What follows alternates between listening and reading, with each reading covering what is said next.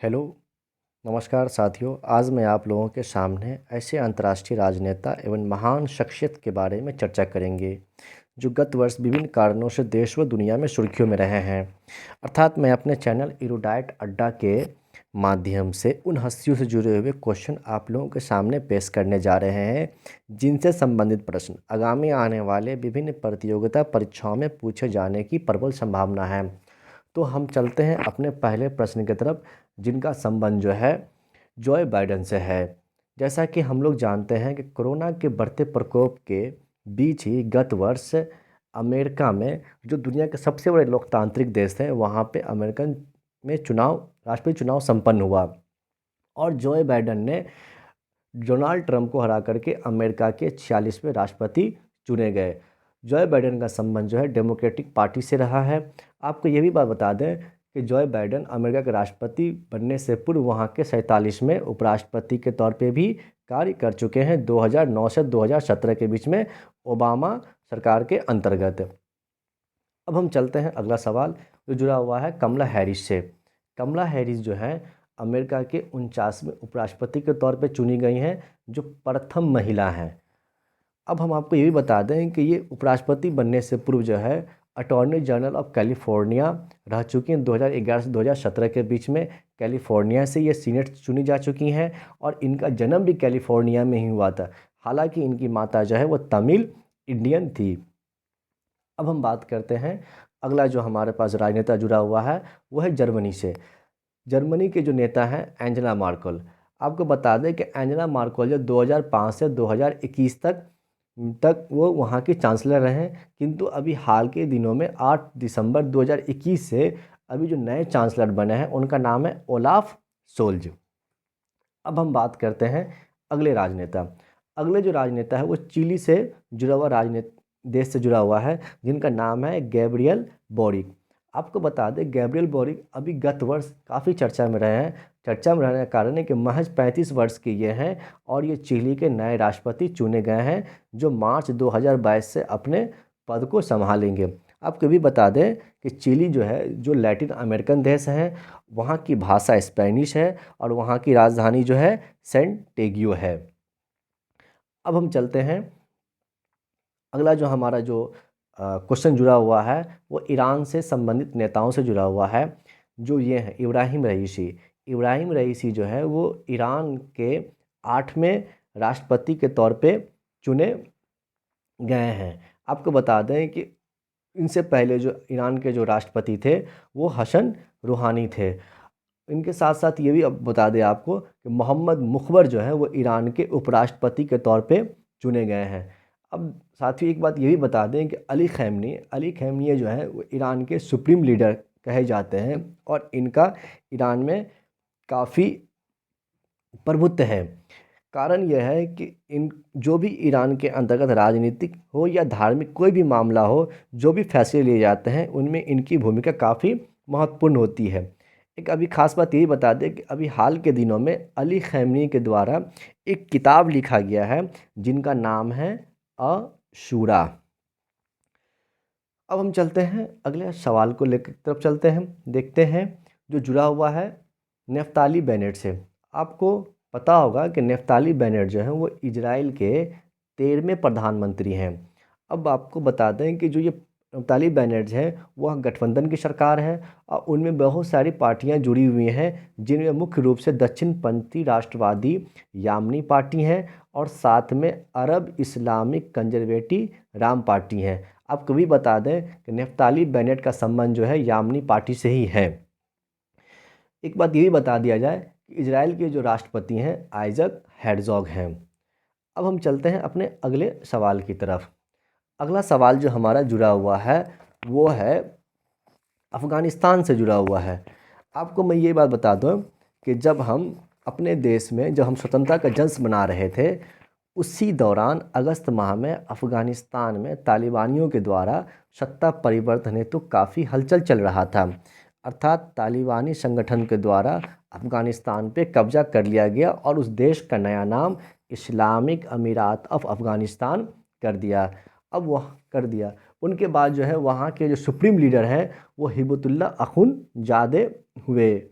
अब आपको ये भी बता दें कि इनके अलावा प्रधानमंत्री के पद पे हसन अखुनद काबिज हैं, और उप प्रधानमंत्री के तौर पे 3 राष्ट्र नेता जो हैं जो वो काबिज, जिनका नाम है अब्दुल गनी बरादर, अब्दुल सलाम और अब्दुल कबीर।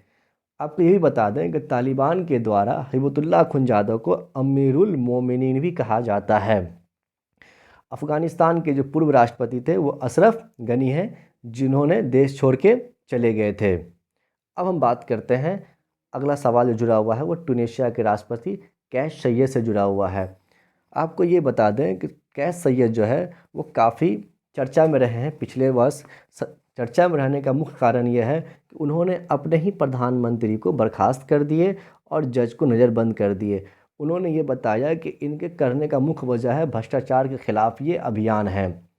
आपको ये भी बता दें कि टूनेशिया के जो राष्ट्रपति कैस सैयद हैं, उन्होंने नज़ला बोर्डेन रामधाने को प्रधानमंत्री के तौर पे नियुक्त किए, जो कि अरब देश की पहली महिला प्रधानमंत्री हैं। अब हम चलते हैं अगले सवाल की तरफ, जो जुड़ा हुआ है अब्दुल्ला हमदोक से। आपको बता दें गत वर्ष ये काफ़ी चर्चा में इसलिए रही है क्योंकि ये कुछ दिन पहले तक सूडान के प्रधानमंत्री थे, जिन्होंने सैन्य तख्तापलट के बाद राजनीतिक काफ़ी गतिरोध वहाँ बढ़ गई थी, जिसकी वजह से इन्होंने अपने पद से इस्तीफ़ा दे दिया। अब हम चलते हैं, अगला जो हमारे जो जुड़ा हुआ है वो है राष्ट्र नेता, वो नेपाल, जो हमारे पड़ोसी राष्ट्र हैं, उनसे जुड़ा हुआ है शेख बहादुर दोएबे। आपको यही बता दें कि शेख बहादुर दोएबे इसलिए चर्चा में रहे हैं क्योंकि ये नेपाल के 5वीं बार प्रधानमंत्री बने हैं और इनका संबंध नेपाली कांग्रेस से है। अभी हाल के दिनों में इन्होंने भारत दौरा पे आने वाले थे, जो किंतु कोरोना के बढ़ते प्रकोप के कारण वाइब्रेट गुजरात शिखर सम्मेलन रद्द कर दिया गया, जिनके वजह से ये अब भारत ये अभी नहीं आ रहे हैं। आपको ये भी बता दें कि प्रभु राम शर्मा, जो नेपाल के सेना प्रमुख हैं, इन्हें भारतीय सेना में जनरल की मानद उपाधि से अभी हाल ही में नवाजा गया है। वहीं भारतीय सेना प्रमुख मनोज मुकुंद को नरवणे को general of the Nepal army से नवाजा गया है। अब हम चलते हैं अगले सवाल की तरफ। अगला सवाल जो हमारा जुड़ा हुआ है वो जुड़ा हुआ है फूमिया किशिदा से। आपको ये बता दें कि अभी हाल ही में फूमिया किशिदा जो है जापान के नवनिर्वाचित प्रधानमंत्री हैं, जिनका संबंध लिबरल डेमोक्रेटिक पार्टी से है, जो अक्टूबर 2021 को प्रधानमंत्री नियुक्त हुए हैं। आपको ये बता दें कि इनसे पूर्व जो है जापान के प्रधानमंत्री योशिहिदे सुगा थे। अब हम चलते हैं अगले सवाल की तरफ। अगला सवाल जो हमारा जुड़ा हुआ है अब्दुल्ला शाहिद से जुड़ा हुआ है, जो मालदीव के विदेश मंत्री भी हैं।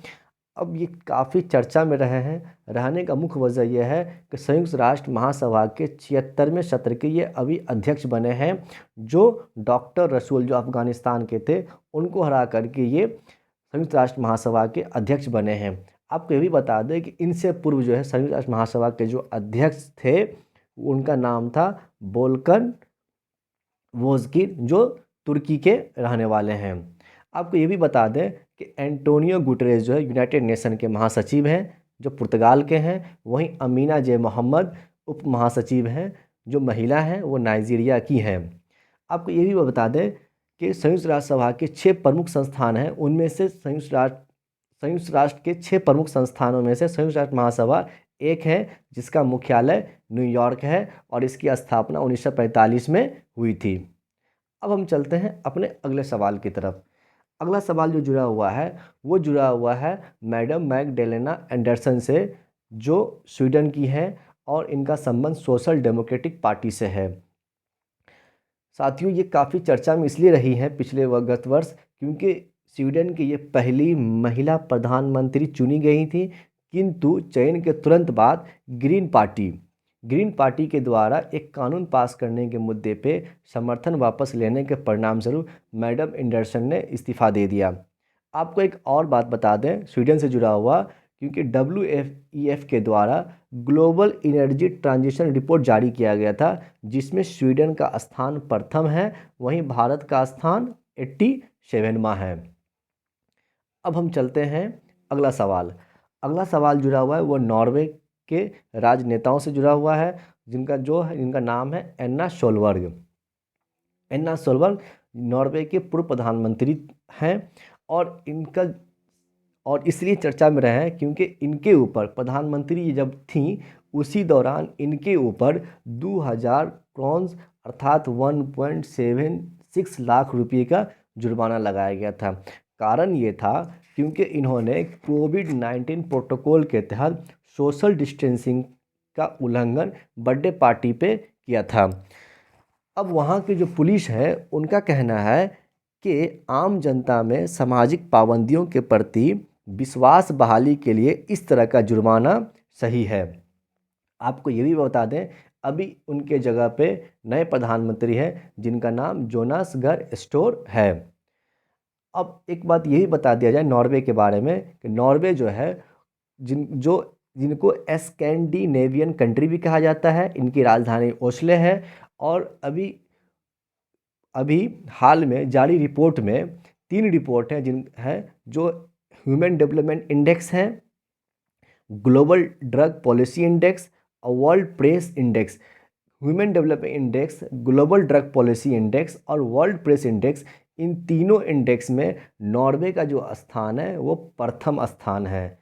अब हम चलते हैं अपने अगले सवाल से की तरफ जो जुड़ा हुआ है बारबाडोस के राष्ट्रपति से।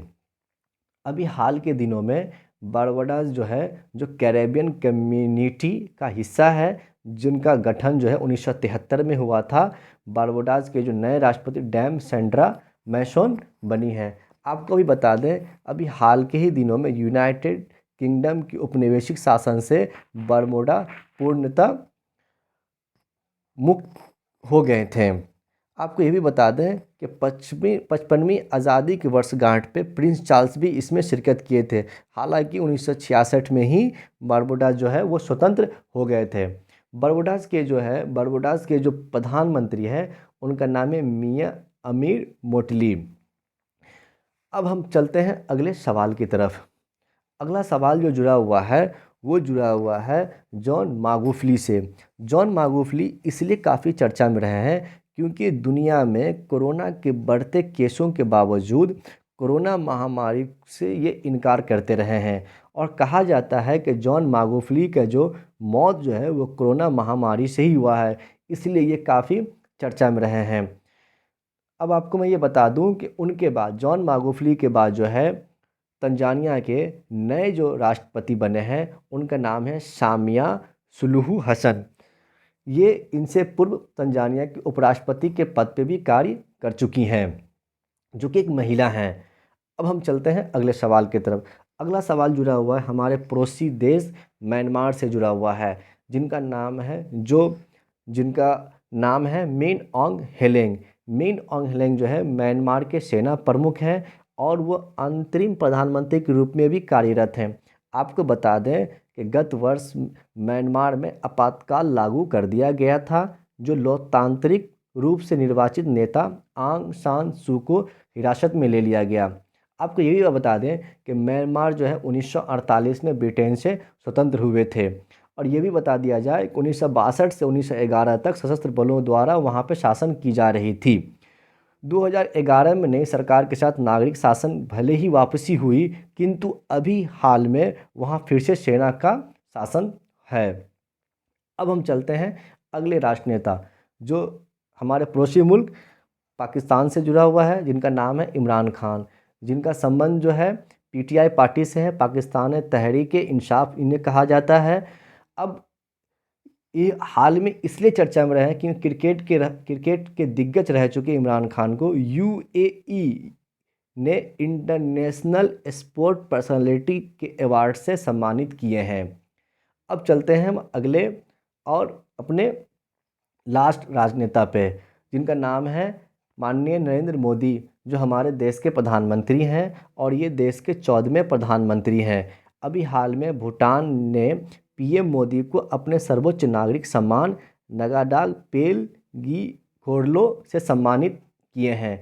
आपको ये भी बता दें कि इनके अलावा अन्य राष्ट्र जो हैं जैसे कि रूस, यूएई, यूएसए, दक्षिण कोरिया, यूएन, फिलिस्तीन, अफ़गानिस्तान, सऊदी अरब, इन राष्ट्रों के द्वारा भी मोदी जी को अंतर्राष्ट्रीय सम्मान से नवाजा गया है, जो निम्न हैं।